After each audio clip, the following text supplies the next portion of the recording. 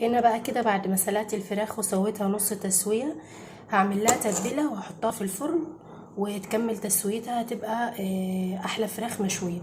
الطريقه دي حلوه للناس اللي لسه بتخاف ان هي تشوي الفراخ على طول، بتخاف من ان هي مثلا متطلعش مستويه كويس او كده، او لما تكون الفراخ كبيره في الحجم مش هتاخد وقت في الفرن، وهتضمني ان هي تكون استوت لانك سويتيها نص تسويه الاول. الشوربه دي بقى تقدري تعملي فيها شويه ملوخيه، شويه لسان عصفور، اي حاجه، وده فلفل اسمر ما تخافوش.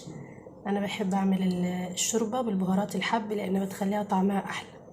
بعد بقى ما حطيت الفرخه في الطاجن كده، هنزل عليها بالتتبيله اللي هي زي ما قلنا، واحدة بصلة، واحدة طماطم، 3 4 فصوص توم، فلفل حلو حار.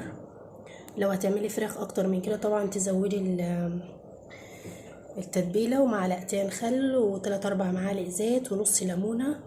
خلاط لو عندك شبت وبقدونس كمان ممكن تحطيها تخليها حلوه قوي، ومعلقتين 3 ميه كده، وتضربيها في الكب او الخلاط، وتتبلي بقى الفرخه كده كويس، وتدخليها الفرن تكمل تسويتها. حتى لو انت سلقتي الفراخ وحابه ان انت تضيفي لها طعم يعني احلى من ان هي تبقى فراخ مسلوقه بس، تقدري برضو تعملها التتبيله دي وتحطيها عليها وتدخليها الفرن تتحمر بيها وبألف هنا.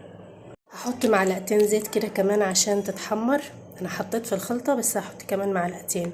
متنسوش البهارات طبعا في الخلطه، ولو حابين تحطوا حبهان وورق لورا وحاجات من دي كمان حطوها، بس انا كده كده كنت حاطه في الشوربه.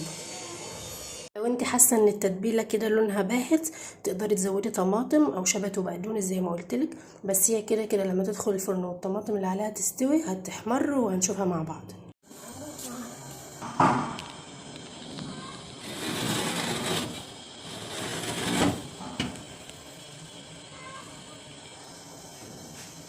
شايفين ما شاء الله بعد ما الفراخ استوت واتحمرت. طبعا الفراخ المشوية لها طرق كتير، بس دي طريقة لو حبيتي تجربيها بتنفع لما تكون الفراخ كبيرة، تسويها نص تسوية زي ما قلنا، وتحطيها تكمل تسويتها في الفرن بالتتبيلة، او حتى لو سويتيها في الشوربة وممكن تعملها برضو التتبيلة وتدخليها الفرن تتشرب التتبيلة وتتحمر بيها برضو. هتغير طعمها غير لما تكون مسلوقة ومتحمرة بس كده عادي. لايك واشتراك في القناة، ومع السلامة.